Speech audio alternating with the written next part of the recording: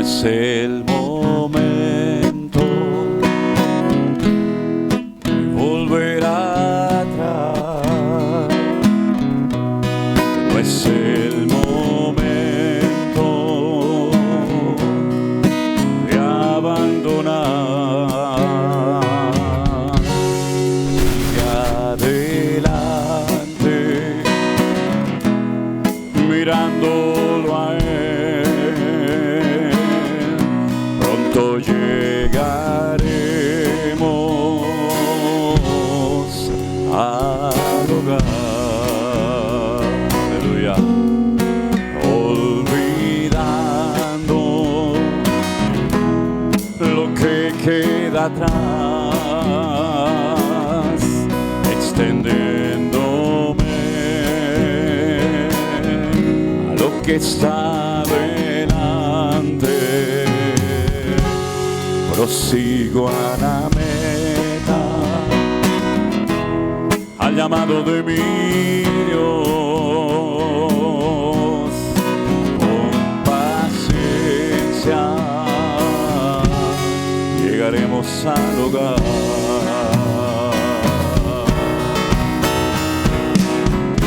Digan débil, fuerte soy en Dios.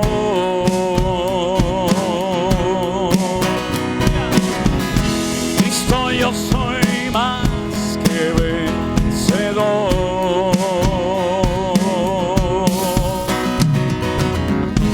Él renueva hoy mi fuerza.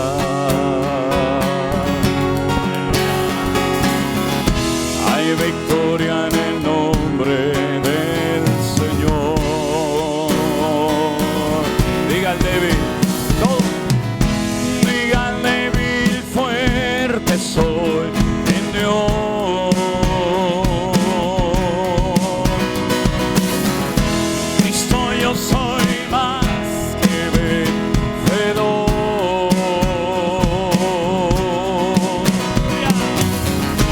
Él renueva hoy mi fuerza.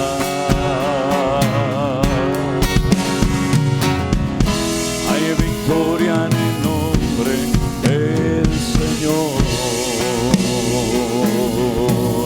No es el momento. Cántale al Señor en esta mañana, mi hermano.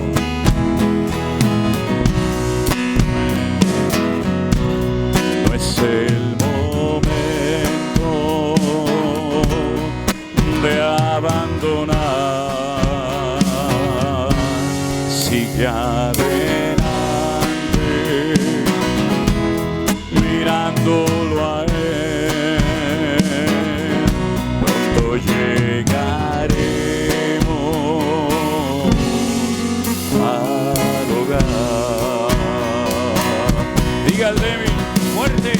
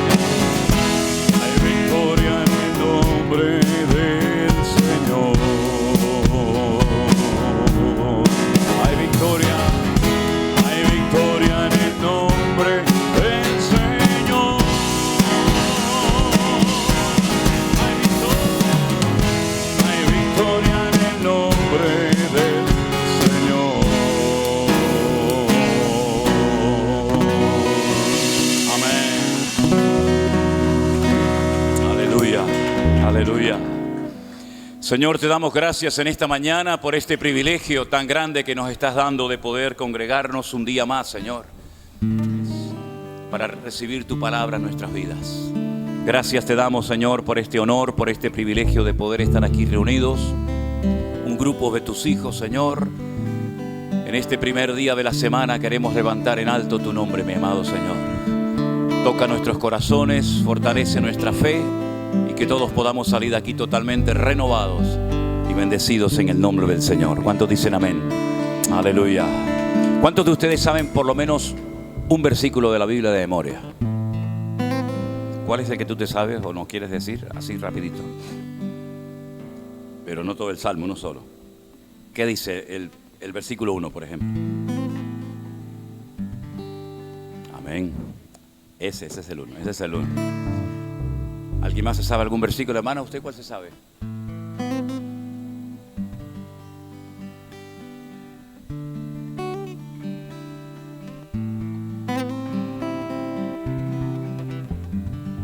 Testimonio. Amén, así es, así es. ¿Usted?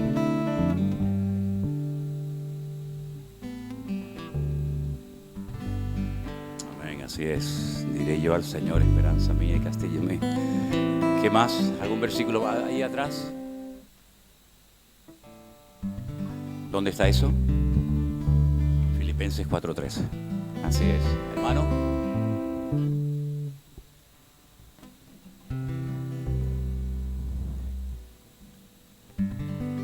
Usted fue al corazón de la Biblia, directamente, sin rodeos. La palabra del Señor es una maravilla, es un regalo maravilloso que el Señor nos ha dado. Inspirados en la palabra, cantemos esta alabanza en esta mañana.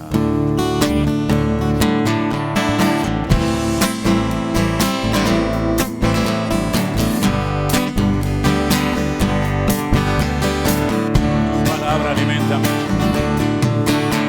palabra alimenta mi alma, tu palabra alumbra mi camino, tu palabra guía mis pasos de noche y de día.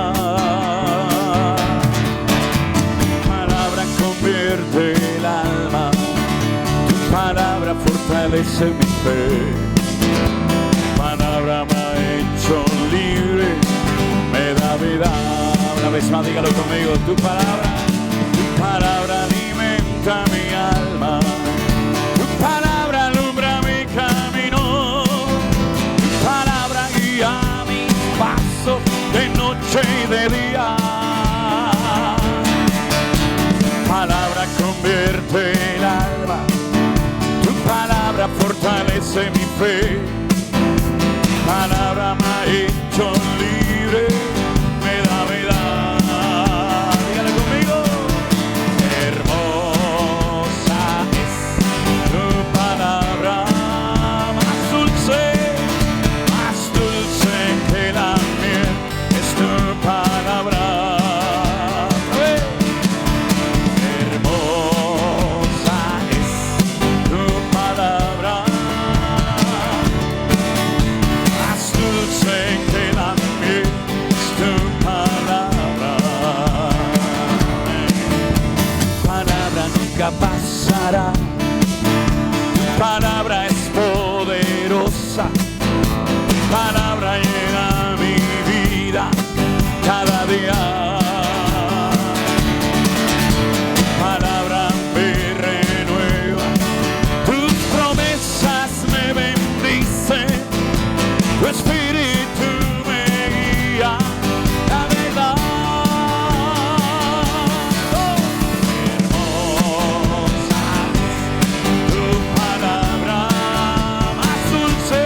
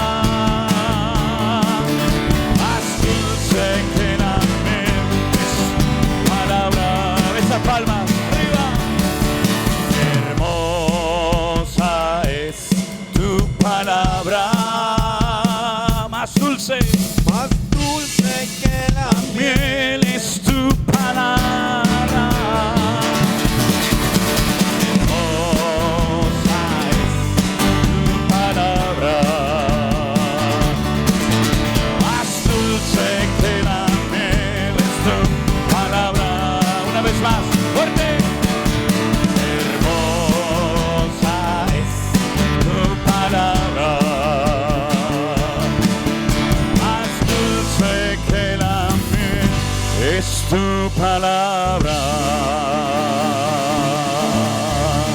Fuerte ese aplauso a nuestro Dios. Aleluya.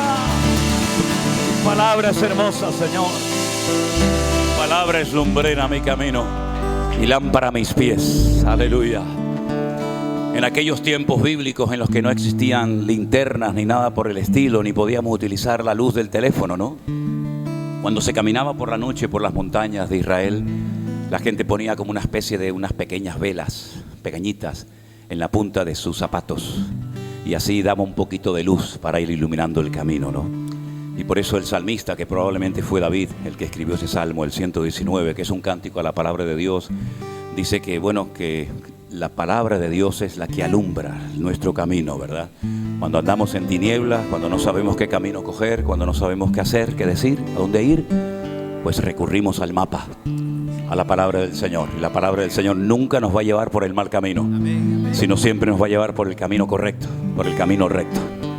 Cierra tus ojos en esta mañana y dale muchas gracias al Señor por su palabra, por lo que significa tener la palabra de Dios en tu vida y también por la tremenda responsabilidad de decir: Señor, ahora que conozco tu palabra, tengo que andar conforme a lo que tu palabra me enseña. Que el Señor guarde nuestro camino todos los días de nuestra vida. Gracias porque un día vino tu palabra a nuestras vidas, Señor. Y es a través de ella que podemos conocer tu corazón, Señor. Lo que tú pides, lo que tú demandas de nuestras vidas. Que nunca nos apartemos ni a diestra ni a siniestra de ella, Señor. Sino que sea esa lumbrera, ese faro, esa brújula, Señor. Ese fundamento firme que le da estabilidad a mi vida, Señor. Y que tu palabra siempre sea la que me guíe y me hable, Señor.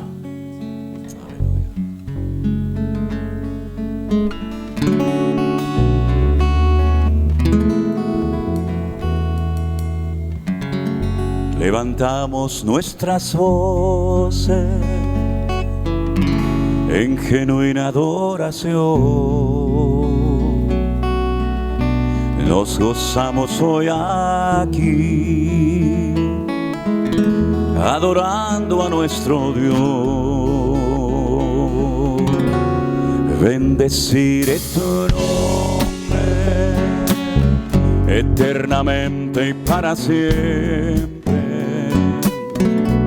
Suprema alabanza, eres digno, mi Señor. Levantamos nuestras voces, aleluya, en genuina adoración. Estamos hoy aquí, adorando a nuestro Dios. Bendeciré tu nombre eternamente y para siempre. De suprema alabanza,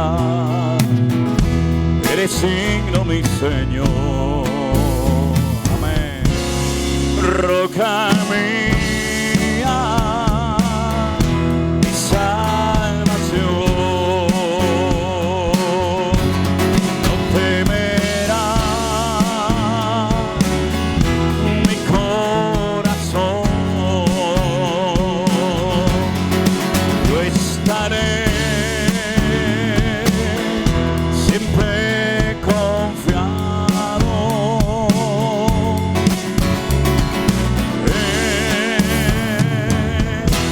Salvador.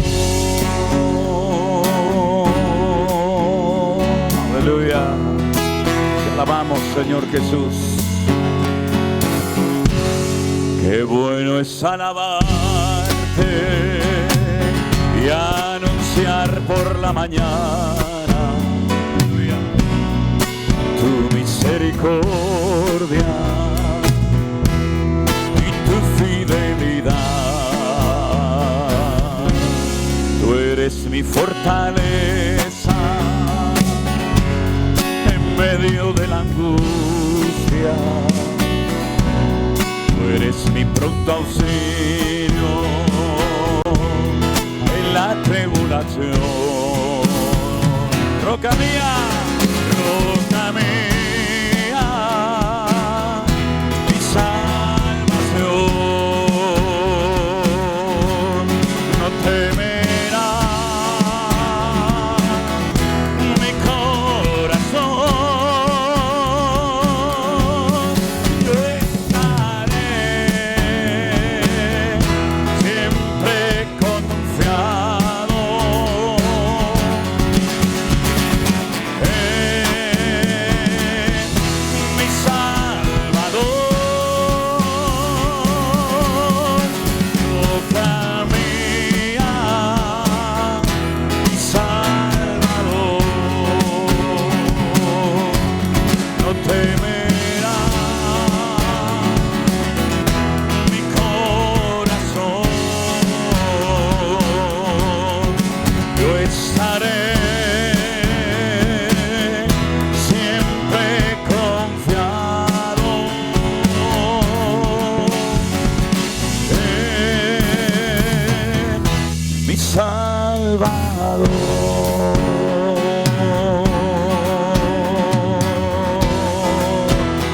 Aleluya, amén. Fuerte ese aplauso a ti, Señor. Amén. Gracias, mi Dios. Él es nuestra roca y nuestra fortaleza, nuestro pronto auxilio en las tribulaciones de la vida. Amén, hermanos. Pueden tomar asiento, por favor, hermanos queridos.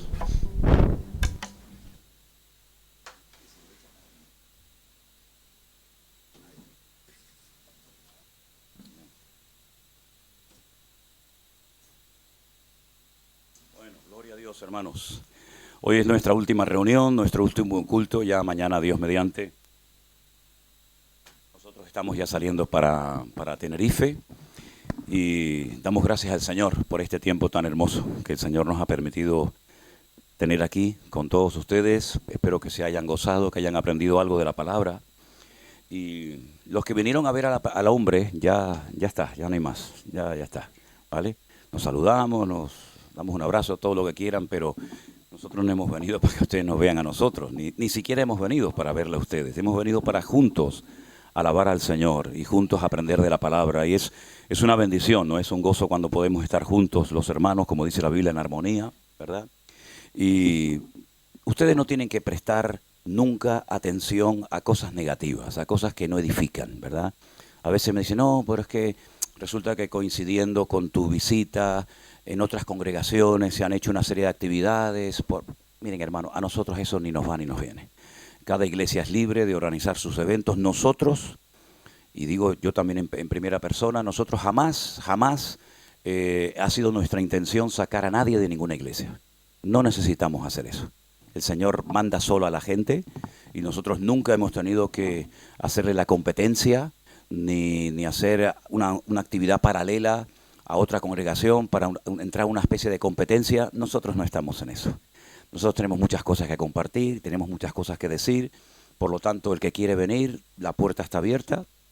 El que no quiere venir, pues no pasa nada, que Dios los bendiga. Además, si tiene su iglesia, pues me parece muy bien.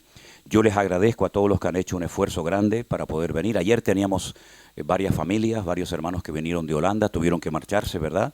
Y otros hermanos también han venido de París, de Francia y seguramente de otros lugares. ¿De Suiza vino alguien? ¿Quién vino de Suiza? ¿No? Hablando de Suiza, esta mañana me mandaban un mensaje y dice que el gobierno suizo le va a dar 34.000 euros a todos los emigrantes y a todos los musulmanes que se quieran ir del país.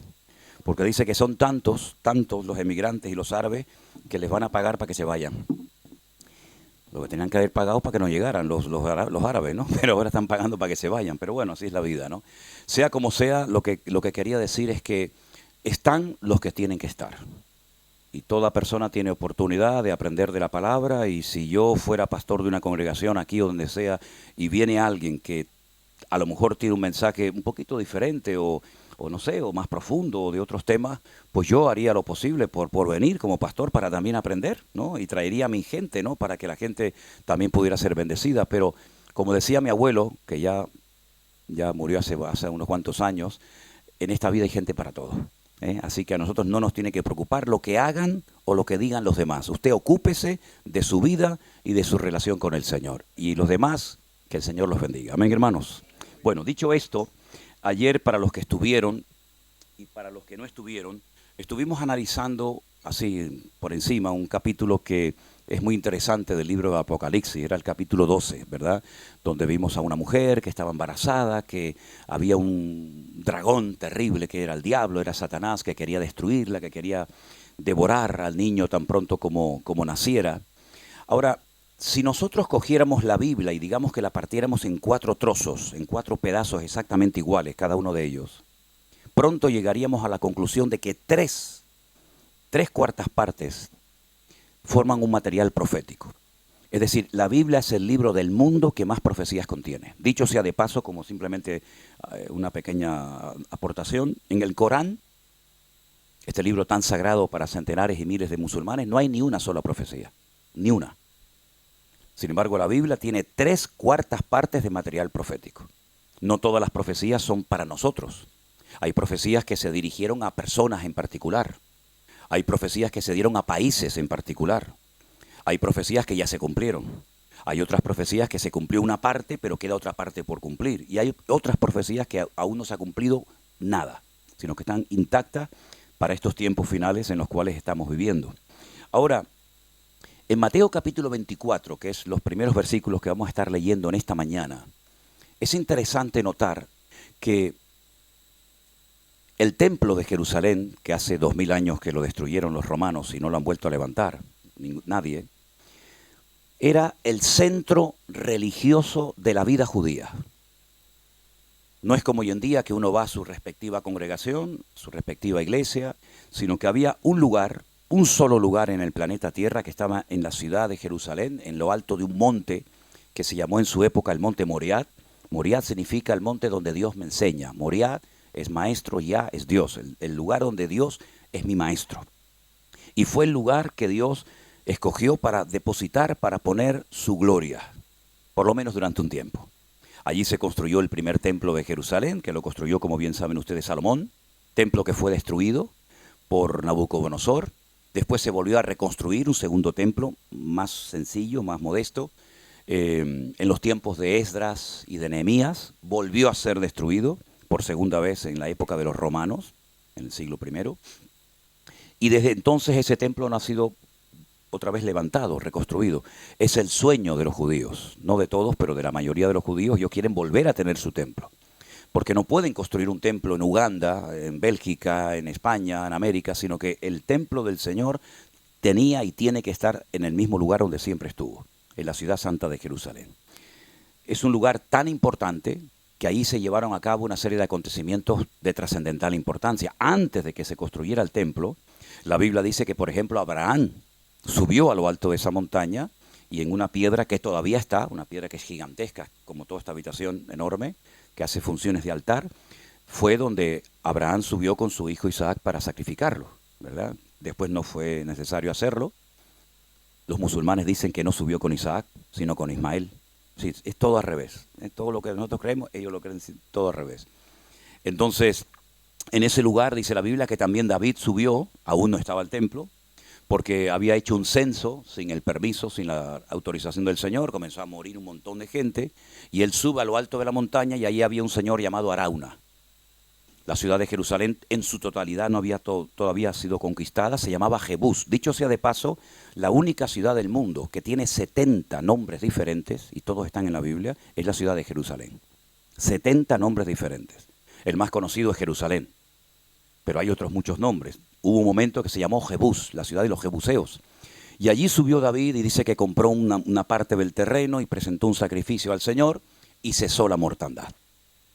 En ese templo se encontraba hace 2000 años el Señor Jesucristo. Y dice Mateo capítulo 24 que Jesús cuando sale del templo, ¿vale? Ya había entrado y había estado allí, pero cuando Él sale del templo, versículo 1, y se iba, se acercaron sus discípulos para mostrarle los edificios del templo. No solamente existía en la época de Jesús el templo, sino que el rey Herodes, uno de los muchos Herodes que hubieron, lo amplió y hizo realmente unas reformas extraordinarias. Lo hizo más grande de lo que realmente era. Entonces, cuando él sale del templo, sus discípulos le muestran todas aquellas maravillas Y él les dice, ¿veis todo esto? De cierto os digo que no quedará aquí piedra sobre piedra que no sea derribada. Punto. Eso lo está diciendo el Señor, digamos, allí, en el monte Moriad, en lo alto del monte Moriad. Entre el monte Moriad, es decir, entre el versículo 1 y 2, hay una separación enorme. Porque lo que a partir de ahora vamos a comenzar a leer, ya no lo dice el Señor allí, en lo alto del monte Moriad, sino que lo dice en otro monte que está enfrente, que es el monte de los olivos. Dice la Biblia, como Jerusalén tiene montes alrededor de ella, así está el Señor alrededor de su pueblo desde ahora y para siempre. Toda la ciudad de Jerusalén está rodeada de montes y cada monte tiene lógicamente un nombre y una historia.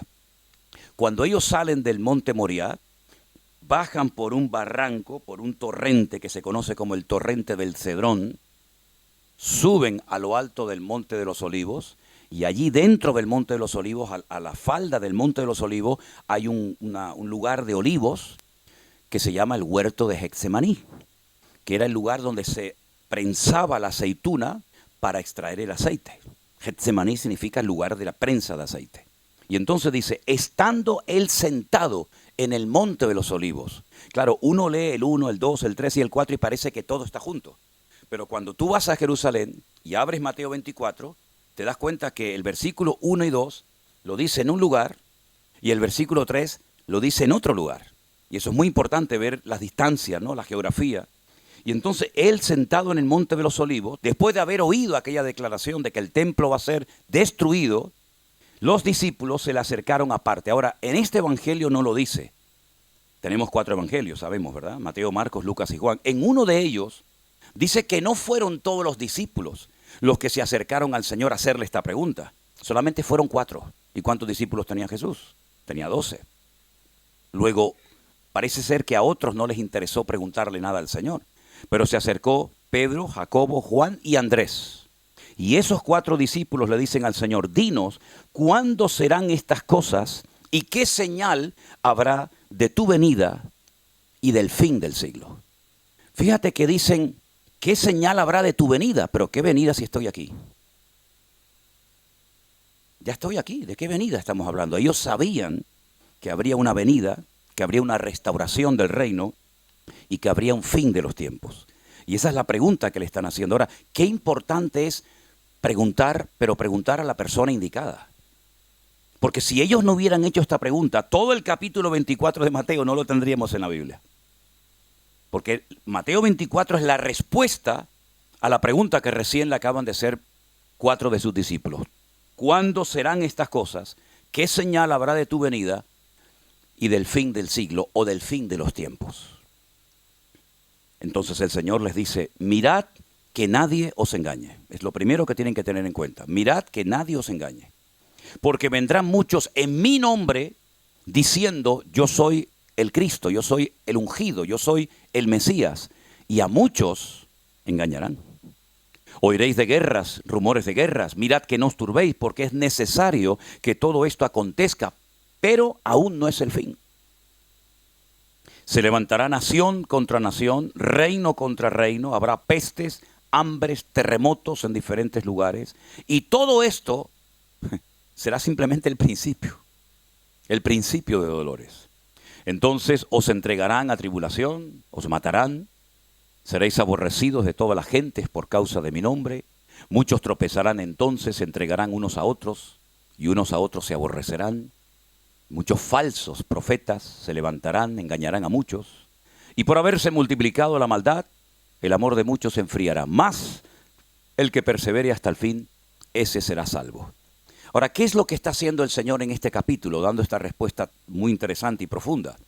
Les da toda la información junta, pero luego en otros libros, como por ejemplo el Apocalipsis, como por ejemplo la primera y segunda carta de Pablo a los tesalonicenses y otros, los autores, inspirados evidentemente por el Espíritu Santo, lo que hacen es que van descomprimiendo la información que junta le ha dado el Señor. Porque uno lee todo el capítulo 24 de Mateo y parece que todo tiene que suceder en el mismo tiempo. Y si tú analizas versículo por versículo, te vas a dar cuenta que hay cosas que ya se han cumplido de este capítulo. Pero hay otras que todavía no se han cumplido. Pero si tú no tienes la información de Pablo, de Santiago, de Pedro, de Ezequiel, de Daniel, etcétera, te puedes llegar a confundir porque lo mezclas, lo juntas todo y después te haces, perdonen, un potaje en la cabeza, un lío, que no sabes si esto ya se cumplió, si esto no se cumplió, si esto yo lo voy a ver, si esto no lo voy a ver, y no sabes cómo actuar. Entonces el Señor les da una serie de, digamos, de información, de datos tremendamente interesantes, y uno de ellos es el siguiente: será predicado este evangelio del reino en todo el mundo, para testimonio a todas las naciones, y entonces vendrá el fin. Cuando el Señor está diciendo esa palabra, Él todavía está con sus discípulos. Todavía Él no ha muerto en la cruz. Él no ha resucitado. Él no ha ascendido. No ha descendido el Espíritu Santo como pasó en el día de Pentecostés, según Hechos capítulo 2. Pero Él ya está diciendo lo que va a pasar, a pesar de que todavía no ha ocurrido. Porque en la Biblia hay algo muy interesante y es un punto a tener en cuenta. La Biblia dice que si queremos saber lo que va a suceder, tenemos que saber lo que ha sucedido. Es decir, para conocer el futuro, hay que conocer el pasado. Porque como Dios no cambia, Él es inmutable. No es que aquí es de una manera, aquí es de otra, ahora dice sí, mañana dice no. Para conocer lo que Dios va a hacer, hay que saber cómo Dios ha actuado a lo largo de la historia. Y muchas veces el tiempo verbal del futuro, de las palabras, de las profecías de la Biblia, cuando hablan del futuro, el tiempo del verbo está en pasado. Y tú dices, bueno, estoy leyendo esto como algo que ya pasó. Pero es el estilo literario del material profético de la Biblia. Que cuando se habla de cosas escatológicas, de cosas del futuro, el autor te las cuenta como cosas que ya pasaron. Y les voy a poner un ejemplo y seguimos leyendo el capítulo. Cuando Juan está, por ejemplo, en la isla de Patmos y de repente él ve en una visión una multitud gigantesca, dice, de todas las naciones, pueblos, tribus y lenguas, de tal manera que era incontable, nadie podía saber cuánta gente había en esa multitud y que además todos iban con batas, con vestiduras blancas. Uno de los ancianos que le está, mostrando esta visión y le está tratando de explicar en qué consiste esta visión, le pregunta a Juan: estos con vestiduras blancas, de todas las naciones, de todos los pueblos, de todas las tribus, ¿estos quiénes son? ¿Y de dónde viene esta gente? Y Juan dice: yo no sé, Señor, quiénes son esta gente. Fíjate qué tremendo, ¿eh? Dice, yo no sé quiénes son, ni de dónde vienen, ni a dónde van, no sé nada. Y le dice el anciano a Juan: estos son los que han salido de la gran tribulación. Pero ¿cómo van a salir de la gran tribulación si aún no han empezado? Si esa gente no existía, no habían nacido. Pero sin embargo le está contando lo que va a ocurrir en el futuro como algo que ya sucedió. Estos son los que han salido, no los que saldrán, sino los que ya salieron de la tribulación. Porque en Dios no hay presente, ni pasado, ni futuro, sino que el nivel en el que Dios se mueve es completamente diferente a nosotros. Nosotros clasificamos y medimos el tiempo. Por eso en la Biblia, cuando se habla del tiempo, hay diferentes palabras. Tenemos cronos, tenemos kairos. Depende de si es un tiempo temporal, si es un tiempo que tiene un límite. Y como Dios no se mueve en el tiempo, porque es un Dios atemporal, Él no envejece, Él no caduca. Cuando habla con el hombre, cuando se mete en nuestra dimensión finita y limitada por el espacio y por el tiempo, ¿verdad? Él emplea a veces unos términos que en nuestra mente no entran. Es como cuando ayer leíamos Zacarías capítulo 14, que dice que cuando Él venga no será de día, pero tampoco será de noche. Entonces, ¿qué cosa es? Si no es de día ni de noche, es un día muy raro. Dice, solamente ese día lo conoce el Señor. Porque Él se mueve a otro nivel. Fíjense que Él llegó a decir a sus discípulos: si yo les he hablado cosas terrenales a ustedes y no me entienden, si yo les hablara en términos espirituales, los volvería locos. Es decir, ustedes están aquí y yo estoy allá arriba, ¿no? Ahora, fíjense qué interesante. El Señor Jesucristo está diciendo en este pasaje que llegaría un momento en la historia de la humanidad que el Evangelio sería predicado en todas las naciones de la tierra. Él siempre quiso alcanzar a todos los pueblos, a todas las naciones. Pero los judíos se encerraron en sí mismos y creían que ellos eran los únicos elegidos y los únicos que tenían el privilegio y el honor de tener la palabra, de conocer a Dios, etcétera, etcétera. Hubieron momentos en la historia en los que el Señor les demostró que Dios es un Dios universal, que nadie puede tener el control y el monopolio absoluto de su persona, de su mensaje. Como por ejemplo cuando manda a Jonás, ¿a dónde lo manda? Al extranjero. Lo manda a la gente más salvaje de la época. Lo manda a un lugar donde eran terrible lo que esa gente hacía. Lo manda a Nínive, capital de Babilonia. La palabra Babilonia viene de la palabra Babel, que significa confusión. Una ciudad de promiscuidad sexual, una ciudad de idolatría, una ciudad de desorden. Allí lo manda y él dice, yo no quiero ir allí. Yo no quiero ir allí porque sé que si se arrepienten, tú los vas a perdonar. Y yo no quiero que se arrepientan y los perdone, sino que se mueran. Y coge un barco y se va en dirección contraria, se va a España, porque Tarsis está en España. Es interesante notar cómo él no fue capaz de entender que el mensaje del Señor era un mensaje universal. Pero ya se lo había dicho a su amigo Abraham, al padre de la fe. En ti serán benditas todas las naciones de la tierra. Cuando ellos leen, y leen todavía hoy en día ese versículo que dice, llamarás a tu prójimo como a ti mismo, todavía siguen con aquella interrogante de la época de Jesús. ¿Quién es mi prójimo? Pues otro hermano mío judío. Pero si no es un judío, no es mi prójimo. Todavía siguen con ese hermetismo de no querer compartir la palabra de Dios. Pero el Señor Jesucristo les dijo el día que se despidió de sus discípulos, id por todo el mundo y predicar el evangelio a toda criatura. El que creyere será salvo y el que no se condenará. Cuando llega el día de Pentecostés, ellos reciben aquella capacitación tremenda del Espíritu, ellos comienzan a predicar, la iglesia comienza a crecer, pero no salen de Jerusalén, ahí se quedan. Están todos muy contentos. Imagínense tener a esos predicadores en el culto. ¿Quién va a predicar hoy? El apóstol Pedro. Madre mía. Mañana predica Juan. Pasado mañana predica Felipe. Era increíble. La gente vivía junto, era una maravilla aquello. Por cierto, el primer problema que tuvo la iglesia primitiva no fue de doctrina, fue a la hora de la comida. Para que vean lo carnales que a veces somos. Muy espiritual en el culto, pero después por la comida nos peleamos, ¿no?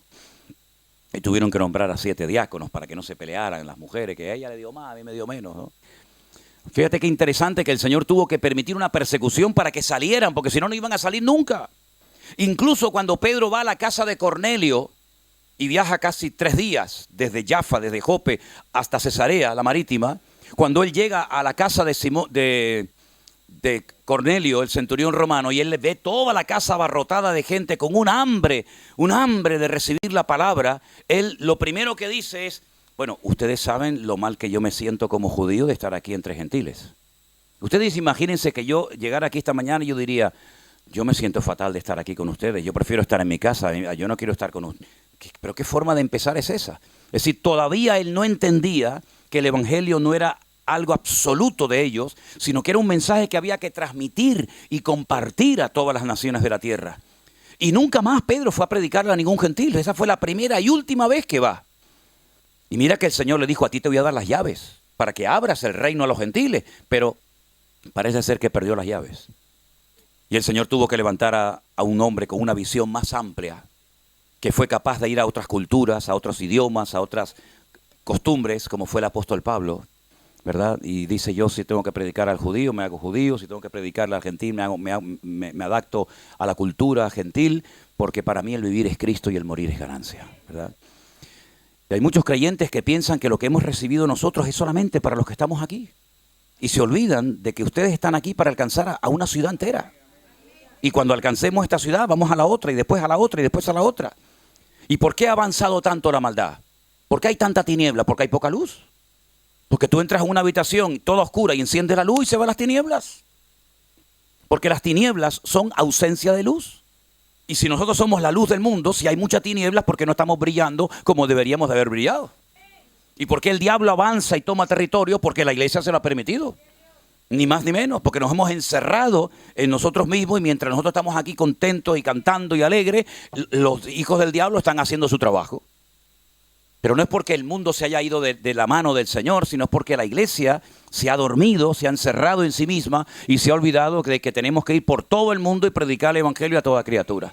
Y estoy pendiente de mi desánimo, de mi depresión, de mis papeles, que no tengo trabajo, que mi marido me abandonó, que mi hijo se fue de la casa. Y estoy siempre yo. Y nos olvidamos de que no estamos aquí para estar mirándome el ombligo yo todo el día, sino estamos aquí para hacer las funciones que el Señor quiere que hagamos. Esa es la pura realidad. Esa es la pura realidad. Y un pastor, con tal de tener su congregación y sus diezmos asegurados todos los meses, ya está, ya es contento. Y esa es la gran tristeza de la congregación. Y por eso hay congregaciones donde no se predican ciertas y determinadas cosas, porque el pastor sabe que si predica duro y aprieta las tuercas, se le va a la gente y se le van los diezmos. Esa es la realidad, no nos engañemos, no hacemos mayorcitos lo que estamos hablando, ¿verdad? Entonces dice la palabra que el evangelio tenía que ser predicado en todas las naciones de la tierra, antes de que viniera el Señor. Número 2, cuando veáis la abominación desoladora en el lugar santo, de la cual ya habló el profeta Daniel, el que le entienda, el que esté en Judea, huya a los montes. El que esté en la azotea, no descienda a tomar algo de la casa. El que esté en el campo, no vuelva atrás a tomar su capa. En otras palabras, la palabra huir es tan bíblica como la palabra orar. La palabra sal corriendo, el término huir, es tan bíblico como ponte a leer la Biblia o perdona a tu hermano o vete a predicar la palabra. Hay momentos en los que tenemos que quedarnos. Y hay momentos en los que hay que salir corriendo. Y Pablo lo demostró en varias ocasiones. Había momentos que lo metían en una cesta, lo bajaban por un muro y decía, sal corriendo que te van a matar. Y había otros momentos que decía, aunque me maten, yo de aquí no me muevo. Entonces hay que orar y pedir sabiduría al Señor para saber hasta cuándo tenemos que estar aquí. Y cuando ha llegado el momento de decir, señores, esto se acabó, nos tenemos que salir corriendo todos. Y ahí tendrás que orar y pedir sabiduría y discernimiento al Señor para saber si todavía este es tu lugar y tu tiempo, o tu tiempo aquí se ha terminado. Y tendrás que ir salir corriendo a otra parte. Es así. Los discípulos también huían. Los cristianos también corrían y iban de un lugar a otro y mientras tanto predicaban el evangelio. Hay de las que estén encintas. Perdonen si alguna hermana está embarazada aquí esta mañana, pero yo leo la Biblia. Y de las que estén criando en aquellos días. Orad para que vuestra huida no sea en invierno, ni en día de reposo. Porque los judíos solamente podían caminar 1040 metros en el día de reposo. Si caminaban 1041 metros, habían pecado. No contra el Señor, porque al fin y al cabo era una ley rabínica, una ley humana, pero dice que un judío no podía caminar en aquellos tiempos más de 1040 metros. Por eso toda la sinagoga estaba muy cerquita, para que la gente no caminara más de lo que podía caminar según los judíos. Habrá gran tribulación, la cual nunca ha habido desde el principio del mundo hasta ahora, ni la habrá. Y si aquellos días no fuesen acortados, nadie sería salvo. Mas por causa de los escogidos, aquellos días serán cortados. Pregúntele más de un cristiano por ahí, ¿quiénes son los escogidos que habla aquí el Señor? Y si aquellos días no fueren acortados, nadie sería salvo. Más por causa de los escogidos, el Señor corta aquellos días. Si alguien nos dice, aquí está el Cristo, o mirad, está allí, no lo creáis, porque se levantarán falsos cristos. Ahora, yo he explicado y he dicho en varias ocasiones que la palabra Cristo no es un nombre. La palabra Cristo es como un título, como un adjetivo. La palabra Cristo es la palabra hebrea Mashiach, que significa ungido. ¿Cómo se llamaba al rey de Israel? El ungido de Jehová. El Cristo, lo diríamos en castellano, el Mashiach, el ungido del Señor. Saúl dice, no toquemos al ungido del Señor, no toquemos al Mesías del Señor, al ungido. Es la misma palabra, Mashiach, ungido, Cristo, unas en hebreo, otras en griego, pero es lo mismo. Entonces el Señor Jesucristo no es que se llamaba Jesucristo, Él era Yeshua y Cristo era que había sido ungido por el Padre para hacer una función específica que es la que todos conocemos. Y cuando dice la Escritura que vendrán falsos cristos, no se refiere única y exclusivamente al hecho de que vendrán personas como ha habido y hay por ahí por el mundo algunos que dicen yo soy Jesucristo. Por ejemplo, en Jerusalén hay un señor que va vestido con una túnica blanca, va cargando una cruz, va descalzo y él dice que él es Jesucristo.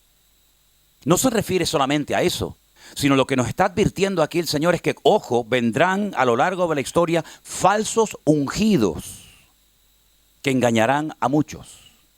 Falsas personas con unciones muy sorprendentes, con unciones muy atractivas, pero no todo lo que dicen o hacen viene de parte del corazón de Dios. Así que tengan discernimiento espiritual y no sean ingenuos y no se dejen engañar por cualquiera, llámese profeta, llámese apóstol, llámese reverendo, llámese como se llame. Para eso tenemos la palabra de Dios, para que ustedes puedan comprobar si lo que se enseña desde los púlpitos en tu iglesia o en esta o donde sea es palabra de Dios o es palabra del hombre. Usted no tiene ninguna obligación espiritualmente hablando de sujetarse, de obedecer, de ponerse bajo la cobertura espiritual de una persona que se salió de los parámetros bíblicos. Ninguna. Usted tiene que sujetarse a lo que es de Dios, pero lo que es del hombre, usted no tiene ninguna obligación. Es más, si usted apoya lo que no es bíblico, usted se hace copartícipe de ese desorden, como ha pasado en muchas ocasiones. Yo veo que las cosas no se están haciendo bien, veo que en la iglesia se están enseñando falsas doctrinas, pero ahí te quedas. Ahí te mueves, ahí no te mueves. ¿Por qué? Porque tengo un grupito de no sé qué, porque soy el líder de no sé cuánto y porque no quieres perder tu estatus. Si usted se queda en un lugar de desorden, tú eres peor que el que está produciendo el desorden, porque lo sabes, pero te quedas. Se levantarán falsos cristos, falsos profetas. ¿Cuántas falsas profecías se han dado por ahí? ¿Cuántas? Y la gente dice, no, es que a mí me dijeron que tenía que venderlo todo e irme a África de misionero. Usted no ha leído la Biblia entera ni una vez en su vida. Y ya lo quiere vender todo y marcharse a África de misionero. Tendrá que prepararse, tendrá que estudiar. Pero es que un profeta me lo dijo. Y por ahí se puso de moda también que hay personas que van a la iglesia y tienes que pactar, tenemos que hacer un pacto. Claro, el pacto siempre es lo mismo. Los dolaritis, ¿no? O los euros, siempre lo mismo, ¿no? Ese es el pacto, ¿no? Entonces yo te doy cobertura espiritual, yo voy a cubrir. A mí no me tiene que dar usted cobertura espiritual, caballero. Yo la cobertura espiritual la tengo hace ya muchos años. Y mi cobertura espiritual y mi cabeza y mi autoridad y mi pastor es el Señor. Entonces si usted me tiene a mí que convencer de que yo tengo que hacer un pacto a través del dinero para que usted ore por mí, usted lo que es un mercenario. Porque usted tiene que orar por mí con dinero o sin dinero. Y si no ora por mí, no se preocupe, caballero. Todos los días tengo a alguien que ora por la mañana, por la tarde, por la noche por mí, que es mi Señor Jesucristo a la diestra de Dios Padre. Así que ya es tiempo de madurar. Ya es tiempo de despertar y no dejarnos engatusar y manipular y engañar por palabras muy bonitas, por lisonjas que vienen, pero que en el fondo tú analizas y dices, ¿pero qué me están enseñando en este lugar? ¿Qué me están diciendo a mí? Parece que todo gira en torno al dinero. Miren, yo he visitado, yo diría ya a estas alturas, miles de iglesias. Y muchas congregaciones que visité en el pasado, cuando entraba a la iglesia, mira que hay versículos en la Biblia, hay miles de versículos, y siempre ponían generalmente el mismo en algunas iglesias en la entrada, traer los diezmos al alfolí. No, pero mira que hay versículos en la Biblia y siempre están con el dichoso diezmo y con el dichoso dinero. Claro que tenemos que ser generosos, por supuesto. No tenemos que ser avaros. Si antes nos gastábamos el dinero en bebidas, en drogas, en bailes, en verbenas y en historia, claro que tengo que ser generoso, pero la salvación, la bendición de Dios, el favor de Dios, el respaldo del Señor, no se compra con dinero. El justo por la fe vivirá, no por el dinero, por la fe vivirá. ¿De qué sirve que demos y que aparentemos haber dado una gran ofrenda, un gran diezmo, si luego vives una vida en desorden? ¿Puede el diezmo sustituir la santidad en la vida de un creyente? Entonces no me vengan con cuentos. No, has dado una buena ofrenda, sí, pero pon tu vida en orden, mijo. Tienes un testimonio pésimo, llevas 40 años viviendo con una persona y aún no te has casado, siempre hay excusa. No, es que no se puede, es que el papel, es que la embajada, es que el presidente, es que no sé qué. Y después me traes el diezmo. Yo no quiero tu diezmo y tu ofrenda. A mí no me vienes a comprar. Pon tu vida en orden, el Señor te va a bendecir y después hablamos de ofrenda y hablamos de dinero y hablamos de lo que tú quieras. Pero primeramente empiezas poniendo tu vida privada en orden para después tratar de decirle a los demás lo que tienen que hacer o lo que no tienen que hacer. Pero sin embargo vemos en los últimos tiempos que la gente va a algunas congregaciones para oír lo que en el fondo quieren oír. Y esas son las personas que se han hecho populares y famosas y queridas y etcétera, etcétera. Como el relámpago sale del oriente y se muestra hasta el occidente, así será también la venida del Hijo del Hombre.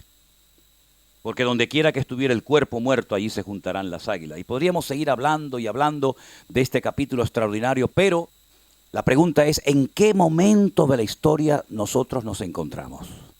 Porque a los discípulos se les dijo, si están aquí, huyan y no entren a Jerusalén. A otros se les dijo, si están en el desierto, no entren en la ciudad. Y cuando veáis la destrucción del templo, cuando veáis que se profana el lugar santísimo, pues ya ha empezado la cuenta regresiva. Pero eso ya forma parte del pasado. ¿Dónde estamos nosotros en este momento? Ok, vamos a dar algunos datos que yo creo que vienen bien conocerlos en esta mañana. Número 1. El templo de Jerusalén, según la palabra de Dios, va a volver a ser reconstruido. De eso no les quepa la menor duda. En el mismo lugar donde siempre estuvo. En el monte Moriah, en la ciudad de Jerusalén. Para eso se tenían que haber preparado los sacerdotes que ya están preparados. Para eso se tenían que tomar medidas, digamos, en cuanto al tema de los instrumentos musicales, en cuanto a las vestiduras de los sacerdotes, en cuanto al mobiliario como el candelabro, el altar del incienso, el altar de sacrificios, la mesa de los panes, todo eso está totalmente preparado. Si algún día ustedes tienen la oportunidad de ir a Jerusalén, yo siempre llevo a la gente a un lugar que para mí es muy importante, que se llama el Museo del Templo. El Museo del Templo es una organización judía que lleva muchos años preparándose para que cuando llegue el momento, pues todo lo que necesitan para reconstruir el templo lo tengan ya listo, lo tengan ya preparado, y todo eso ya está preparado, todo eso está dispuesto y todo eso está listo. Fíjense hasta qué punto es tan importante en la mentalidad y en la cultura de ese pueblo la reconstrucción del templo, que cuando una persona se casa, sea creyente o no, es una tradición que tienen, cuando termina la ceremonia o cuando ya se dicen, bueno, ya son marido y mujer y todo eso, dentro de un trapo, dentro de un paño, una servilleta, meten una copa y la ponen en el suelo y tienes que aplastarla y romperla. Eso es para que recuerdes que los romanos nos rompieron, nos destruyeron el templo de Jerusalén. Cuando usted edifica, cuando usted hace una casa, generalmente pues queremos que estén todas las paredes bien pintaditas, bien arregladas. El judío siempre deja una parte de la pared sin arreglar, como decir, uy, ¿qué pasó aquí? Se acabó el cemento, se acabó la pintura. No, eso es para recordar que el templo de Jerusalén lo rompieron los romanos. Y tantas cosas que podríamos decir, que siempre están ellos recordando. Los rabinos van vestidos de negro. ¿Por qué? Porque están de luto por la reconstrucción del templo. Van a orar por la mañana, por la tarde y por la noche. Hacen una serie de súplicas, de plegarias, de oraciones. ¿Para qué? Para otra vez volver a tener el templo. El templo va a ser reconstruido y probablemente nosotros vamos a ver el inicio, por lo menos, no sé si hasta la inauguración, pero por lo menos el inicio de la reconstrucción del templo, claro que la vamos a ver, si estamos con vida, por supuesto, ¿verdad? A los 3 años y medio de inaugurarse ese templo, a los 3 años y medio justamente, la Biblia dice que hay un personaje siniestro que recibe muchos nombres en la Biblia. El más conocido, el anticristo.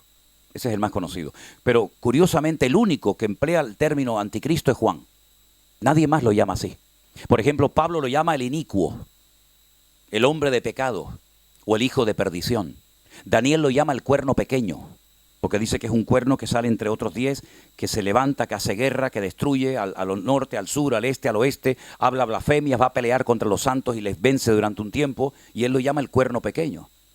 Daniel es el personaje del Antiguo Testamento que más información nos da sobre este personaje político que se ha de levantar en los últimos tiempos. Por ejemplo, dice que del Dios de sus padres no hará caso, ¿sí? Se va a separar de la religión, de la fe de sus padres. Y dice que adorará al Dios de las fortalezas. Ese texto en el libro de Daniel, curiosamente no está en hebreo, está en arameo. Y dice que adorará a Alá Maozín, al Dios de la guerra. Y menciona la palabra Alá. Y está allí en la Biblia, en el texto en arameo. Además dice que del amor de las mujeres no hará caso. Eso tiene varias interpretaciones, ¿no? Y hoy en día, pues, eso vende. Que del amor de las mujeres no hará caso, pero del amor de alguien hará caso, digo yo, ¿no? También dice eso la palabra de Dios. La Biblia dice que sobre todo se rodeará de 10 naciones tremendamente poderosas que le darán fortaleza, que le darán dinero, que le darán armamento, que le darán apoyo para que él como líder, entre comillas, mundial, con una influencia brutal sobre las naciones de la tierra, pues lo que desea es ir y atacar Israel, atacar Jerusalén, y logrará entrar en el templo de Jerusalén, y dice que allí profana ese lugar y hace que pongan una estatua en honor a él. Como hoy en día en Corea del Norte hay estatuas a las cuales todas las mañanas la población de Corea del Norte tiene que inclinarse antes de poder ir a trabajar o a estudiar, exactamente igual ya lo había hecho Nabucodonosor en el Antiguo Testamento, que dijo: el que no se postre ante mi imagen lo mando al fuego. Exactamente igual. Por eso dije antes, ¿qué es lo que será? Lo mismo que fue. Es como se repite otra vez la historia, es como un círculo, ¿no? Volvemos otra vez a lo mismo. Entonces él busca adoración, pero él sabe perfectamente que muchas naciones de la tierra son religiosas, tienen sus religiones, tienen sus creencias, tienen sus tradiciones. Entonces, como él no es tonto, sino todo lo contrario, él está con una unción demoníaca terrible, él se apoya temporalmente, aunque después también se levanta contra él y lo destruye, de un personaje que la Biblia lo llama el falso profeta. Si ustedes quieren conocer más sobre estos dos personajes, hay un capítulo entero en la Biblia que es el 13. El capítulo 13 del Apocalipsis habla tanto de uno como de otro. Ese líder religioso o falso profeta dice que tiene su sede de gobierno, esa estructura religiosa, la sede de gobierno la tiene en Roma. Y dentro de Roma, ustedes saben que hay un país chiquitito que se llama el Vaticano. ¿Y quién vive allí?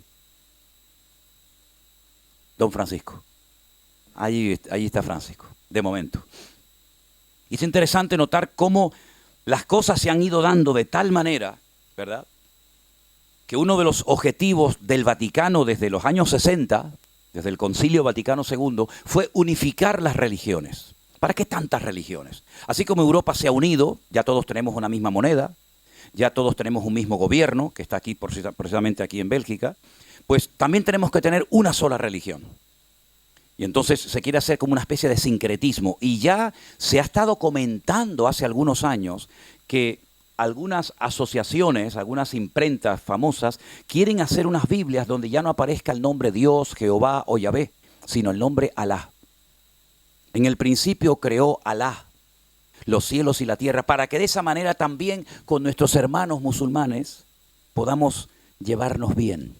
Fíjense las cosas que se están fraguando, ¿verdad?, debajo de la mesa, tratando de llevar al mundo a la ruina total y absoluta.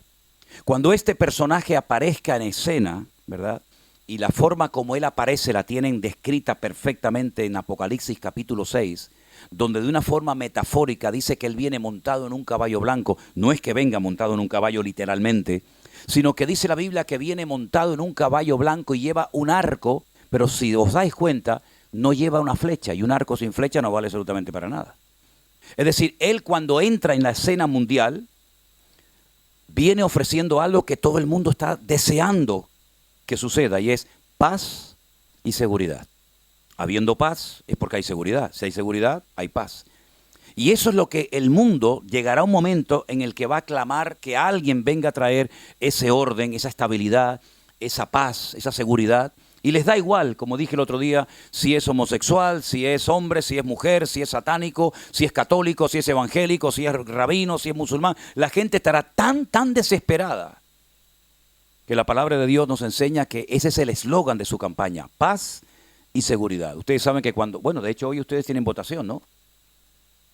De hecho, cuando los políticos van a hacer una campaña política, vamos a elecciones, pues siempre ponen una frase, ¿no?, debajo, ¿no? Bueno, pues cuando ustedes vean la fotografía de este caballero, él pondrá abajo paz y seguridad. ¿Y quién no quiere paz? ¿Y quién no quiere seguridad?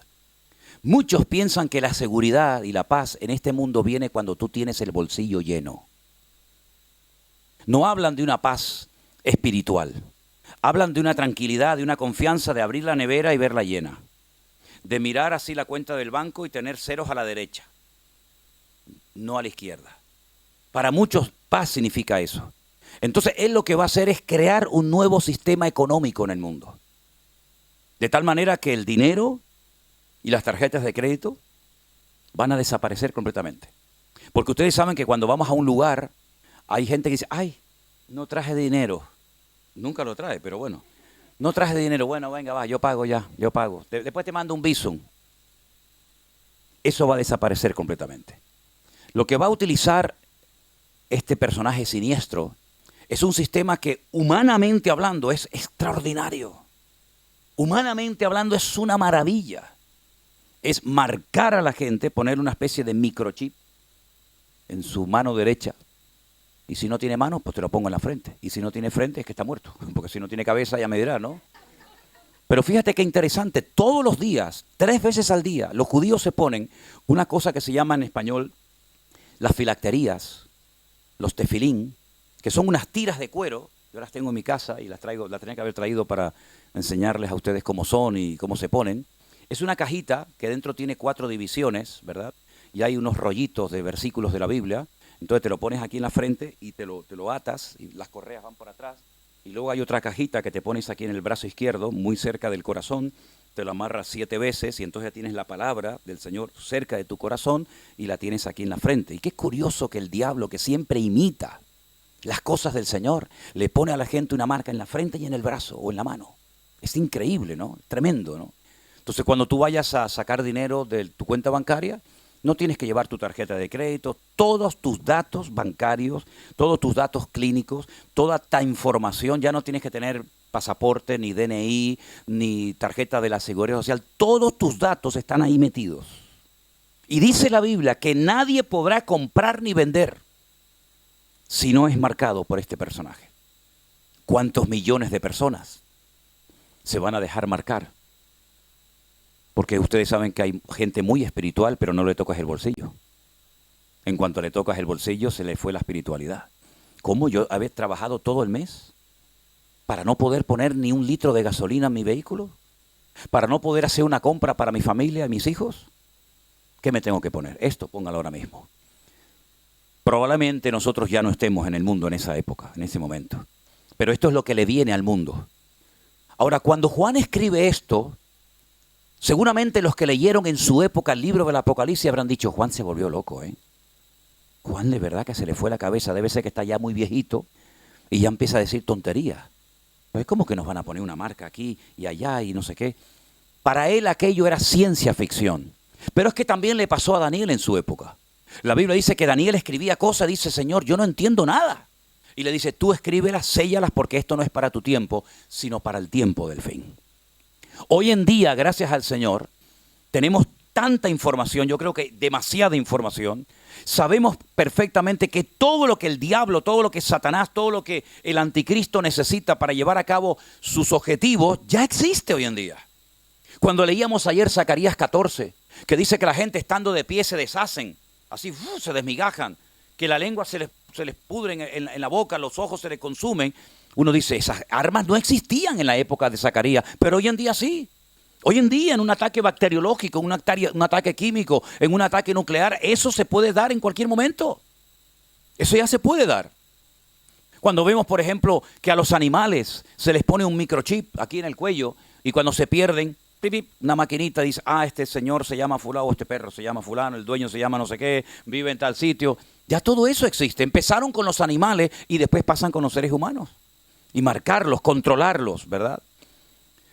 Así que mis queridos hermanos, el mundo se está poniendo de una manera tan interesante que ya lo que hemos leído en la Biblia durante años ya se puede llevar a cabo en cualquier momento.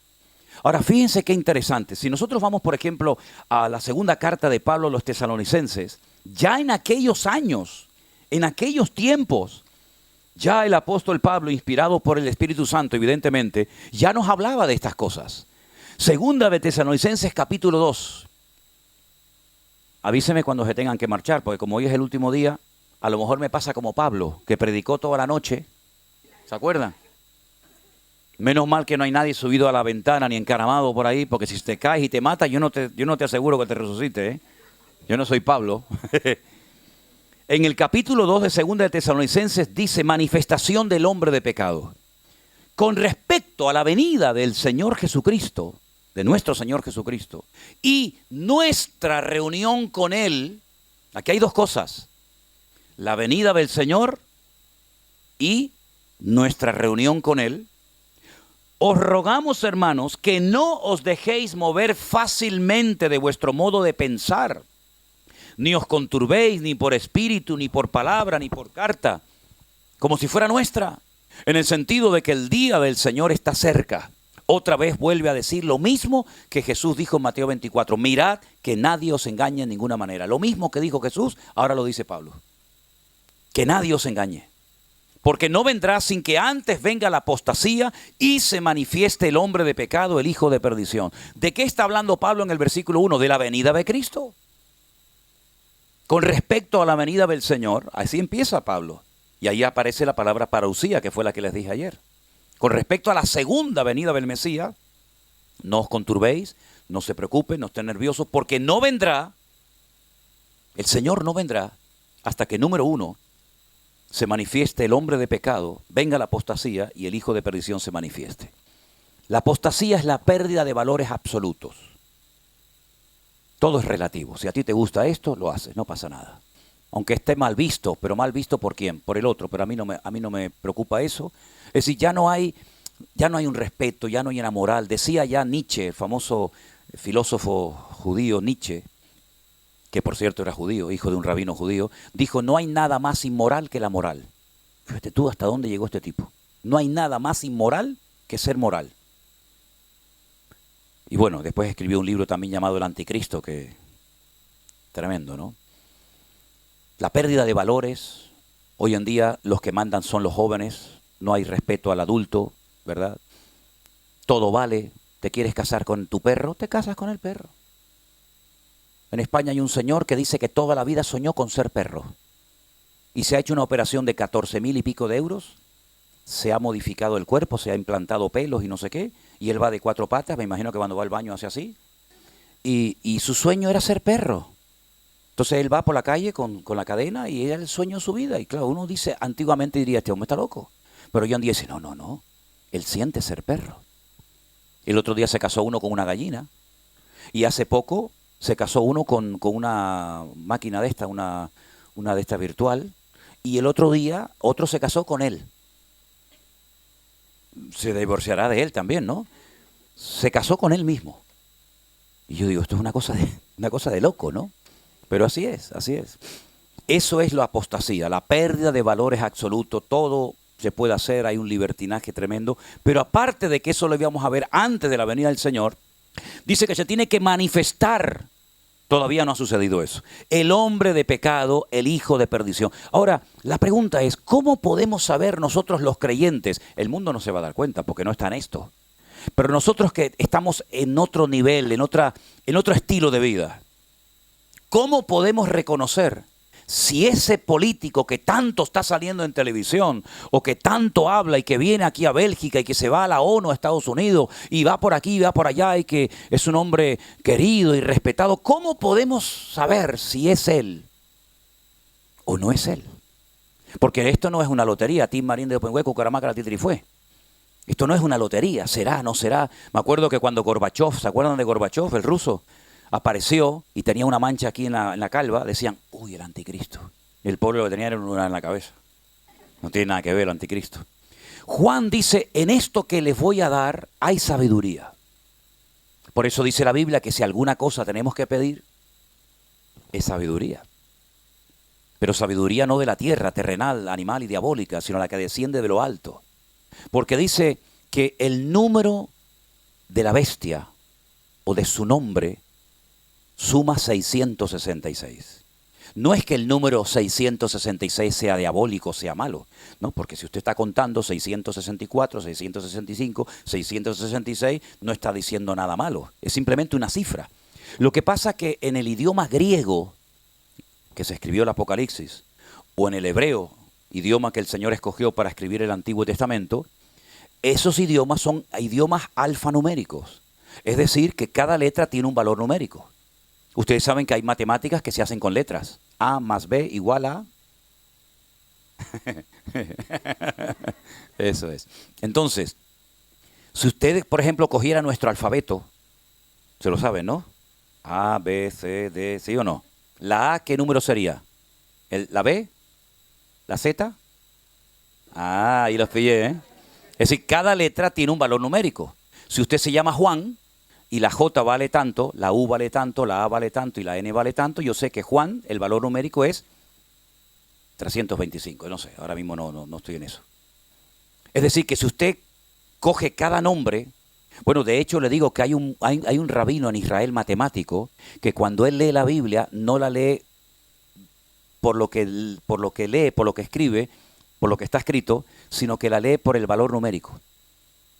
Por ejemplo, Bereshit bara Elohim el Hashamayim vet haaretz, ¿no? Esa palabra, él dice 345, 64, 82, 33, 44, total 625. Era un hombre tan espectacular que cuando estaba en una conferencia, ya murió, ¿no?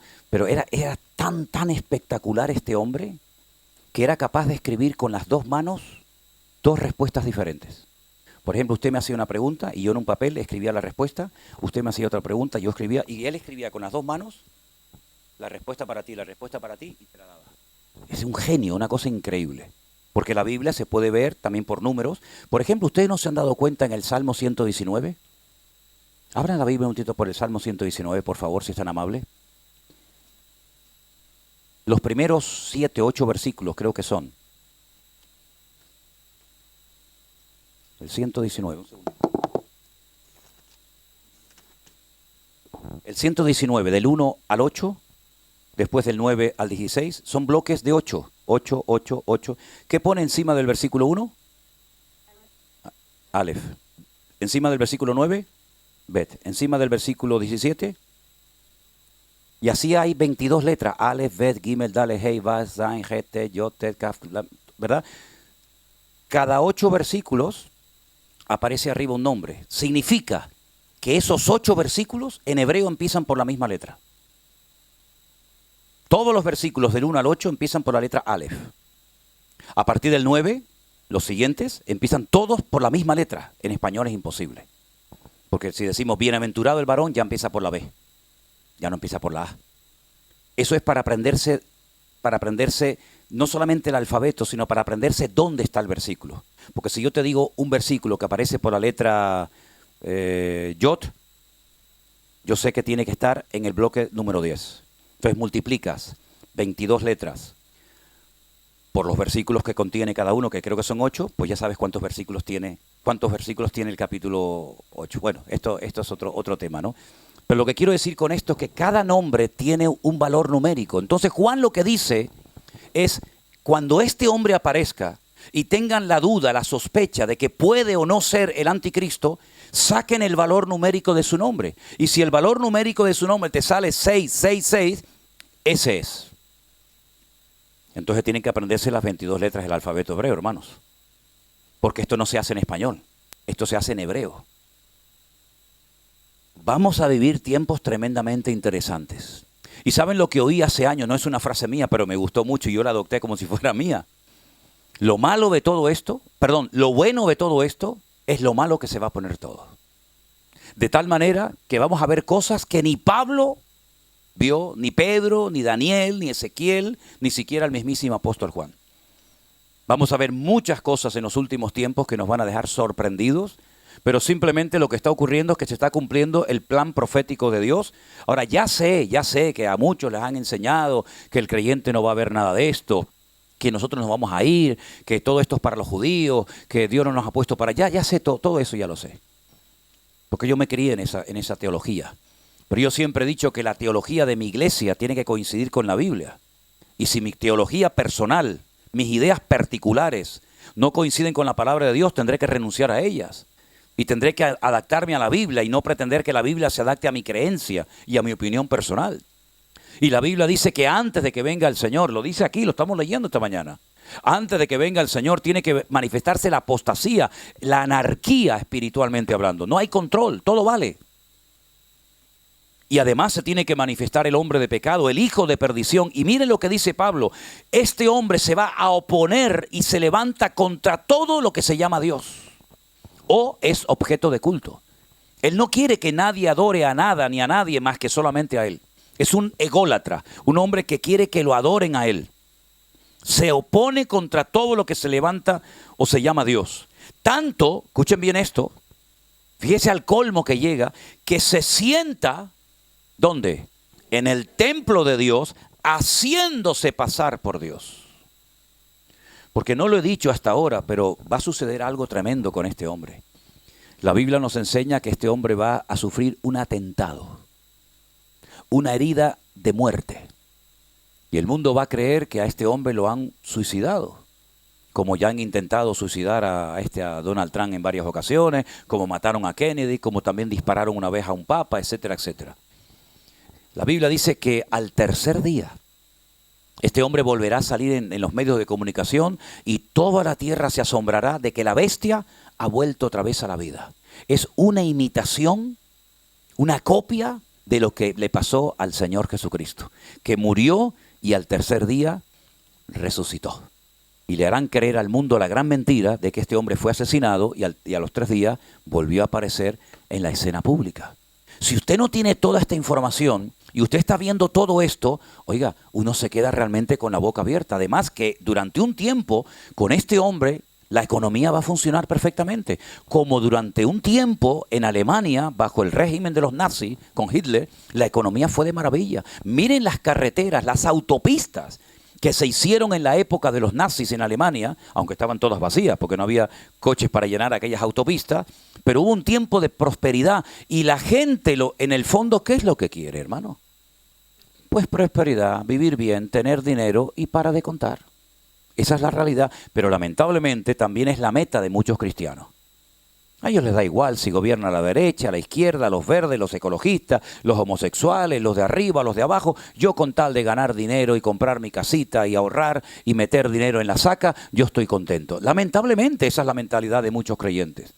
Por eso muchas personas que están tibias, que no tienen una relación directa con el Señor, se van a dejar arrastrar y engañar por todas estas mentiras que van a venir en los últimos tiempos. ¿Cómo que va a venir paz y prosperidad cuando el Señor dijo que el mundo iría de mal en peor y que por haberse multiplicado la maldad, el amor de muchos se enfriará? Si el Señor dice una cosa y éste viene ofreciendo otra, ¿a quién entonces le tengo que creer? ¿Con quién me tengo que posicionar? ¿Con las mentiras del anticristo o con las verdades del verdadero Cristo, del verdadero Mesías?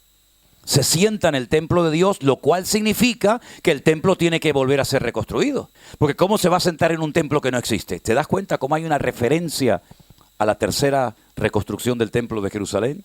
¿No os acordáis que cuando yo todavía estaba con vosotros os decía esto?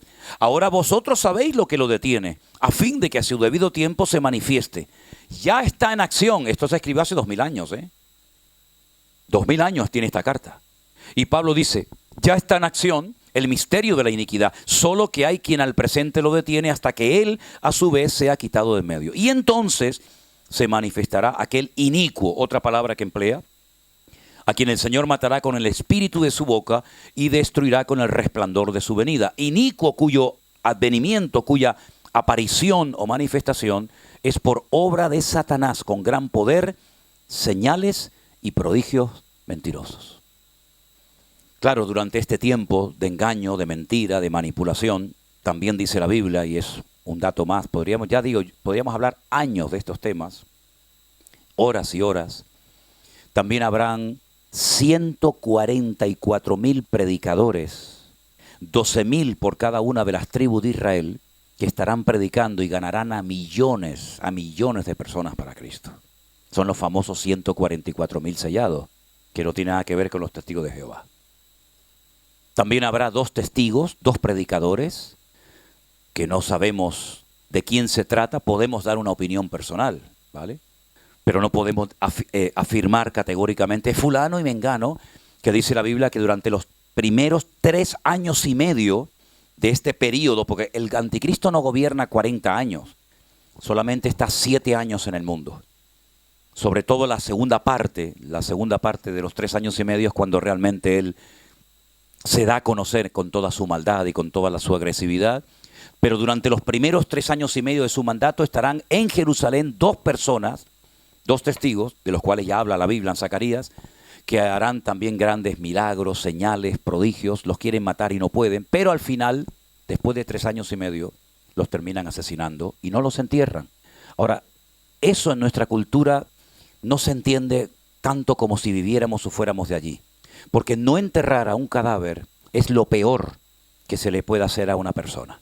Prueba de ello que el día 7 de octubre del año pasado, cuando Hamás, esta organización terrorista, atacó a Israel, no solamente se llevó gente viva secuestrada, se llevaron muertos. Israel es capaz de darte lo que tú le pidas con tal de que le des un cadáver. Primero porque si ese hombre muerto no aparece, la mujer viuda en Israel no se puede volver a casar hasta que su marido sea sepultado. Porque falta el testimonio de que su marido realmente ha muerto. Por otra parte, se venera al difunto, se le hace todo unas oraciones, etcétera, etcétera. Y estos hombres no van a ser enterrados, pero dice la Biblia que al tercer día de estar tirados en la plaza, en una de las plazas de Jerusalén, estos hombres se levantan, resucitan y todo el mundo lo ve y ocurre algo tremendo. Ahora, les voy a decir algo, si no queda claro, levánteme la mano para volver a explicarlo, porque aquí está el quid de todo lo que vengo diciendo ahora. El libro del Apocalipsis está dividido en 3 grandes bloques. Cada bloque tiene un nombre: sellos, trompetas y copas. 7 7 y 7. ¿7 por 3? Perfecto. Aquí en Japón y en la China, 7 por 3 son 21. Hay 7 sellos, 7 trompetas y 7 copas. La primera parte de la gran tribulación, que son 3 años y medio, es cuando se cumplen los 7 sellos y las 7 trompetas. La segunda parte de la gran tribulación, que son otros 3 años y medio, es cuando se derraman las famosas copas de la ira. Ahora, hay un dato tremendamente interesante en la Biblia, que lo vamos a leer en esta mañana, y pienso que con estos versículos ya vamos a ir terminando, acerca de lo que va a ocurrir cuando se toque la última trompeta. ¿Qué era lo primero? Los sellos. Lo segundo, las trompetas. Y lo tercero, los sellos y las trompetas eran la primera parte de la tribulación, las copas eran en la segunda parte de la tribulación. Vengan conmigo a 1 Corintios capítulo 15, por favor. Y preste suma atención a esta información que Pablo, inspirado por el Espíritu Santo de Dios, nos da para nuestra información. 1 Corintios capítulo 15 es un capítulo que habla del tema de la resurrección. Y Pablo dice lo siguiente, verso 51. Apréndanse de memoria estos versículos, por favor. Usted puede hacerlo, no se preocupe, lo puede hacer perfectamente. 1 Corintios 15, 51. He aquí os digo un misterio. Nos paramos aquí. Un misterio es algo que nunca se ha contado a nadie. Es como decir, ven para acá que te voy a contar un secreto.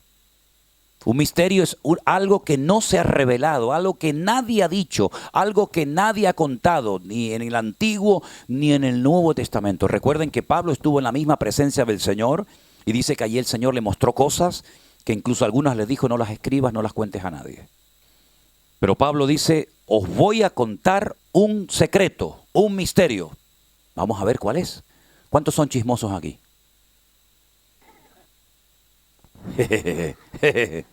No quieren el secreto. Bueno, pues venga, nos vamos. Ay, amigo. Ven que te voy a contar una cosa. No todos dormiremos, pero todos seremos transformados. ¿Qué significa para un creyente dormir? Vamos a despertar a nuestro amigo Lázaro, y había muerto hacía 4 días, ¿verdad? Así que no todos nos vamos a morir. Qué buena noticia, ¿eh? No todos vamos a morir, pero todos vamos a ser transformados. Esa palabra transformados es en griego la palabra metamorfosis. ¿Usted no ha visto el cambio de gusano a mariposa? Gusano dice, ¿cómo puede salir algo tan bonito de algo tan feo? Eso es el proceso de la metamorfosis. Esa es la palabra que aparece aquí. Todos vamos a experimentar el proceso de la metamorfosis. Mira, tu cuerpo, por mucho que lo cuides, y por muy lindo, por muy linda que tú te veas, tú eres un gusano. Por muy bella que te parezcas y por mucho que te adornes y te maquilles y tal. Bueno, iba a decir eso, no lo voy a decir. Pero no lo voy a decir. La mona, aunque se vista de seda, pero no lo voy a decir. No lo voy a decir. Ahora nuestro cuerpo presente no tiene nada que ver con la hermosura que se va a producir en nosotros. Es del gusano a mariposa, para que te des cuenta. Todos seremos transformados. Y ahora dice, en un momento, en un abrir y cerrar de ojos. ¿Cuánto se tarda en abrir y cerrar un ojo? ¿Cuántos millones de veces hacemos esa función y no nos damos ni cuenta? En un momento y en un abrir y cerrar de ojos. Escucha esto ahora, hermano. Escucha esto, hermana. ¿Qué dice ahí? A la final trompeta, se tocará la trompeta. Los muertos serán resucitados incorruptibles y nosotros seremos transformados. ¿Cuándo se produce esto, hermanos? Ok, vamos otra vez al principio. Sellos, trompetas y copas. 7 sellos, 7 trompetas, 7 copas. ¿Cuándo dice la Biblia que los muertos en Cristo resucitarán primero y luego nosotros seremos transformados? ¿Cuándo? A la final trompeta. ¿Cuántas trompetas hay? Bueno, pues ya está. Más fácil agua. Ahí está diciendo Pablo un secreto. ¿Cuándo se produce esa transformación, esa resurrección de los muertos? Después de que empiecen los 7 sellos Claro, ahora tú te preguntarás, ¿y cómo sé si estoy en el primero, en el segundo o en el cuarto? Bueno, pues lee la Biblia. ¿Qué pasa cuando se toca la primera trompeta de una forma metafórica, no? Ah, pues pasa esto en la tierra. Ah, estamos en la primera. ¿Qué pasa cuando se toca la segunda? Pues pasa esto en las aguas, en el mar, en la economía, en la familia. ¿Qué es lo que pasa cuando suena la séptima trompeta? Aquellos 2 testigos que los habían matado en Jerusalén se despiertan y resucitan, porque dice la Biblia que la primera resurrección se produce a la final trompeta y luego nosotros los que vivimos, los que hayamos quedado, nos reuniremos juntamente con el Señor para recibirlo en el aire y estar siempre con Él. Entonces yo me atrevo a decir esta mañana algo que a más de uno le puede sorprender. Hoy no va a venir el Señor. ¡Ah! Pastor, hoy no puede venir, ¿no? ¿Cuándo se va a producir esto? ¿A la final trompeta? Ay, pero es que a mí nunca me habían enseñado eso. Ya, pero es que ese no es mi problema. La primera resurrección y nuestra reunión con el Señor, según la palabra de Dios, se produce a la final trompeta. Los muertos serán resucitados incorruptibles y luego nosotros, Pablo era un creyente, dice nosotros seremos transformados a la final trompeta.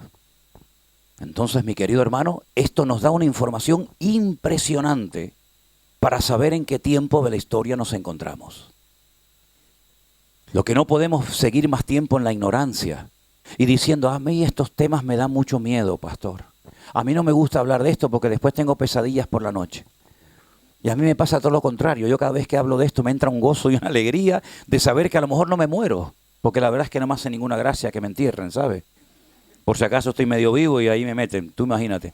Entonces, qué bendición tan grande saber que nosotros hoy por hoy tenemos una información increíble y la tenemos toda. ¿Por qué subrayo lo que tenemos toda la información? Porque si nosotros hubiéramos vivido en el siglo I y en vez de ser miembros del Centro Evangélico Vida Nueva o de la iglesia a la cual usted pertenezca, usted hubiera sido miembro, por ejemplo, de la iglesia de Colosas, usted no tenía ni Mateo, ni Marco, ni Lucas, ni Juan, ni Apocalipsis, ni Primera de Juan, ni Segunda de Juan. No tendría más que una carta, la carta de Pablo a los Colosenses. Punto. Y si yo hubiera sido miembro de la iglesia en Tesalónica, solamente tendría 2 cartas, Primera y Segunda de Tesalonicenses. No tendría ninguna otra. Pero es que nosotros, 2000 años después, tenemos todo lo que el Señor reveló. Tenemos lo que le dijo a los romanos, a los tesalonicenses, tenemos las cartas de Pedro, tenemos el Apocalipsis, tenemos Santiago, tenemos Hebreo, tenemos los Evangelios, tenemos toda la Biblia completa, todas las piezas del puzzle, todas las piezas del gran rompecabezas de Dios, las tenemos encima de la mesa para poder saber dónde estoy, dónde no estoy, en qué momento me encuentro, cómo tengo que actuar, cómo tengo que vivir, cuánto tiempo falta, cuánto tiempo nos falta. Toda la información la tenemos, todos los cristianos la tenemos. No es una información que solamente la tienen los pastores. No, es una información a la cual tenemos acceso todos los cristianos. Simplemente es cuestión, pues, ¿de qué? De leerla, de estudiarla. Y no como me dijo una vez una hermana, ay hermano, es que a mí no me gusta leer ni estudiar. Lea usted y estudie y después me lo explica. Sí, pero eso es depender de los hombres. Eso es depender de los pastores.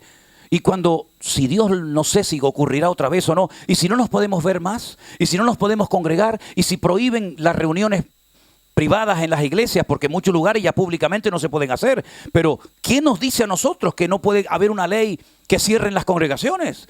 Solamente se pueden reunir en las casas, como hay muchos hermanos que solamente se pueden reunir en las casas. Entonces, ¿qué hacemos? No tenemos pastor, no tenemos el diácono, no tenemos el anciano, pero tiene la palabra en la casa. Tiene al Espíritu Santo viviendo en su corazón. Tiene al pastor de los pastores, como tú decías. El Señor es mi pastor. Gloria a Dios que tengo el mejor pastor del mundo. Porque el pastor de carne me puede fallar, me puede abandonar, me puede traicionar, puede hacer locuras. Pero el verdadero pastor que yo necesito nunca me va a abandonar. Siempre estará conmigo. Y yo puedo abrir la Biblia y decir, Señor, dame luz y enséñame, Padre. Yo soy torpe, no tengo muchos estudios, no tengo mucho conocimiento, pero tu Espíritu que mora en mí, que me enseñe y que me revele las verdades profundas de tu palabra.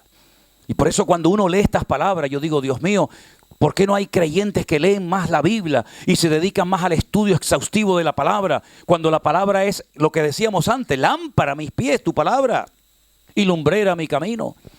Entonces, mis queridos hermanos, el orden es importante saberlo. Hay gente que dice, no, yo sé que viene un anticristo, que hay una marca de la bestia, que hay una gran tribulación. Sí, pero ¿cómo ponemos todo eso en orden? Ya se lo acabo de decir, los sellos, las trompetas, las copas. ¿Qué pasa aquí? ¿Qué pasa allá? Incluso un dato más, y ya voy acabando, porque yo cuando me dan cuerda no paro. ¿Saben que hay demonios tan tremendamente poderosos y destructivos desde los tiempos de Noé, que el Señor los ató? Porque eran tan malos, tan destructivos, que dice que los ató para que tengan su momento en la historia, día, mes y año, y están atados junto al río Éufrates, en Irak, en Babilonia. Pero dice la Biblia que en los últimos tiempos el Señor como que los suelta, les permite, y cuando usted lee eso en Apocalipsis, lo que esos demonios hacen es terrible. Y por eso cuando vemos esas barbaridades en televisión, son personas, pero inspirados por demonios, que son capaces de hacer cosas que uno dice, Dios mío, ¿dónde están las tripas? ¿Dónde están los sentimientos? ¿Dónde está la misericordia de una persona que es capaz de hacerle eso a un niño, a una persona anciana? Porque son demonios que en los últimos tiempos quieren hacer lo que no han podido hacer durante milenios. Pero lo importante de todo esto es saber que el Señor está con nosotros. Así como el Señor protegió a Noé, que pasó por el diluvio, El Señor permitió que Noé pasara por el diluvio, pero no se ahogó. No se llenó de agua el arca, porque Él se había preparado. No dejes que entren cosas a tu corazón que ahoguen y apaguen tu fe, de tal manera que ante esto te asustes, porque la Biblia dice que el Señor siempre protegerá a sus escogidos. Siempre estaré con vosotros todos los días hasta el fin del mundo. Y como decía el rey David, aunque un ejército acampe contra mí, no temerá mi corazón, porque tú eres mi luz y mi salvación, en ti he confiado. Así que hermanos, cuando usted oiga por ahí a alguien que dice, no, es que el libro de Apocalipsis es muy difícil, a mí me da miedo, no le crea. El libro del Apocalipsis es el libro que más tiene que leer la iglesia y los creyentes en los últimos tiempos. Y hay de aquellos creyentes que lamentablemente, como me han dicho muchos, a mí nunca me han enseñado nada del Apocalipsis. Yo no sabía estas cosas. Pero hermanos queridos, así despertamos a la cruda realidad de que este mundo se va a ir deteriorando de una manera tan terrible que ya no hay lugar de escapatoria. Si ustedes se imaginan, si ustedes pueden pensar cómo están los hermanos en Estados Unidos, también allá hay corrupción, inmoralidad, y también hay falta de trabajo, y también la vida está carísima, y tienen que trabajar, y trabajar, y trabajar, ¿verdad? Así es que la única esperanza que nos queda a nosotros como creyentes es agarrarnos al Señor Jesús. Él es nuestra fortaleza, nuestro pronto auxilio en las tribulaciones de la vida, por tanto no temeré lo que me pueda hacer el hombre. Amén, hermanos.